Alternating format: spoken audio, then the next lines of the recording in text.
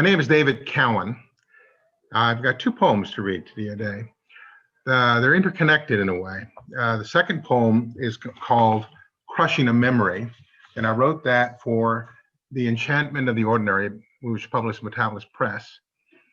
When I was asked to do this reading, I went to that one directly, and for some reason, this other poem that I wrote back in 1996 that was ultimately a 2016 jury poet for Houston Poetry Fest poem called My Father's Shoes. And the reason there was a connection between them is one, the events dealing with my father's death, and also a drugstore counter, an old drugstore called Rexall that every town used to have. I guess they don't have much. They're probably gone now, I guess. But it was a little place a little diner. You'd sit on these little funky swirling stools and stuff like that. So these have a connection, and I didn't think about it until I do this reading as I go forward. So first one is My Father's Shoes. Black wingtips, leather from Bogota. When he worked for the oil company and sat outside cafes watching the traffic, sipping coffee laced with Napoleon brandy, debating loudly about Hitler and Mussolini before the oil ran out. Then he was sent home to a dim office above the National Bank, the blinking Rexall sign across the street, flashing red smoke hanging over his desk as he slept on his trial papers, an empty black label on the floor. The tops of his shoes were overlaid with an intricate pattern of light scars where the outer layer had been glued back on after he would scratch them on the metal stools of the cantinas, thick with mariachi bands and souring beer, the only light from the Budweiser clock with revolving horses and an out-of-focus television, its vertical hold out of balance. I was just out getting business, he would yell at the entrance of the novelist door to the den filled with yellow cushioned chairs spotted with burns from his cigarettes, reciting Shakespeare in the dark until the fatigue and alcohol finally drove his senses into a stupor. The plastic tips of the laces had long worn away, leaving a fraying string of black that would pull apart in his hands. He would curse as he, his eyes still red and puffed, tried to make a perfect bow, repeating how his mother would tie them for him until he became a young man. He would stumble at the table and began to smoke, the ashes filtering into the dark cup at his lips while humming the overture to Don Giovanni on his lips, under his breath. Finally shined, touching the edge of a strictly pressed suit, the thin lines of abuse buffed out, he laid still, wearing his favorite shoes in the plain coffin. Everything about him in order, a clean tie, the discoloration of his hands and lips painted as if ready to break for coffee and sit in the plaza under a brightly colored umbrella as the waiter, with a dark mustache, brings him another cup of coffee.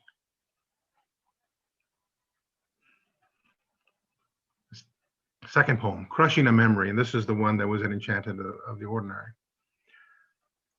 The temptation to purchase a burnt orange memory bound in 6 cans on the grocery shelves. One sip of the drink and will take me back, sitting on a red leathered stool, the Rexall drug neon flashing in the mirror, giving the rows of clean glasses an iridescence cascading with each flashing letter. Mama digging into her large cloth purse, 2 dimes for the bus that will take us to Mercy Hospital. My time to visit the father who never really was, who never will be. She will watch for it to arrive patiently but uncomfortably from her stool after finding that 1 nickel remaining to appease me. Glowing liquid effervescence, tickling bubbles in my nose, sipping slowly while the clock ticks.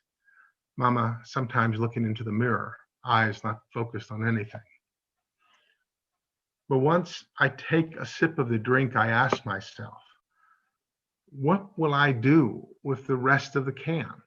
Or the 5 others in the 6-pack? What will I do once the credit card nostalgia of that moment brings on the memories of the day before, the days after, the days when the visits of mercy became mooted by reality, when I didn't need to wait for the bus any longer? Mama saving her nickels. Do I want to languish in all of that just for 1 sip of a memory purchased on a whim? The cans always seem to endure month after month on those shelves. Some weeks, I just avoid the aisle altogether. Thank you. My name is Robin Reagler, and I'm going to read a poem from Enchantment of the Ordinary, published by Mutabilis Press. The poem is called Crumbs, and it dates back to a time when my children were toddlers, and when I had issues with them, I would throw them in the car and drive them to Galveston because, and this was my mantra at that time in life, there are no temper tantrums at the beach. Crumbs. If you transpose this one afternoon into the open Galveston, then it's no surprise that future love begins its slow rumble like a wave. That's why the seagulls go wild over a handful of crumbs hurled high into the air.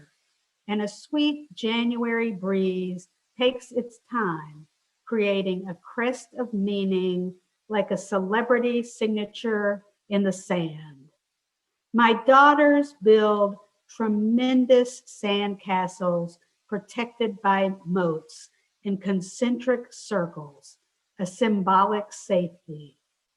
Once I understood a lot more than I do now, before the awesome tore its way into my heart. I'm going to share a poem that was published in Improbable Worlds by Mutabilis Press. The poem's called Saints Among Us, and it's about a time when I was very lucky and got to visit Italy. And it's about a little town there called Siena. Saints Among Us. In the piazza, daylight praised each of us. We, the seashell, we, the baking brick, our eyes wild like salmon leaping up for sun, and masked by our dark glasses, we strolled in a bay of shades. Laundry dripped dry in the Italian afternoon. Nuns wearing gold wedding bands stared at the pavement as they passed by. The 2-year-old in overalls, a bold hunter of lazy birds, boasted the loudest song. The town mime stared at his left thumb. Without words, we came to an agreement. Let us take comfort in the stories of timely strangers, because all roads took us to the same place. Arrows showed us where to go, to the piazza. Who were we that afternoon? As the day trippers checked their watches and flew away, the clouds charged madly towards tomorrow. The churning yearned openly. Show me, the world kept yelping. Sunset was showing off again. Day taught night all about kissing.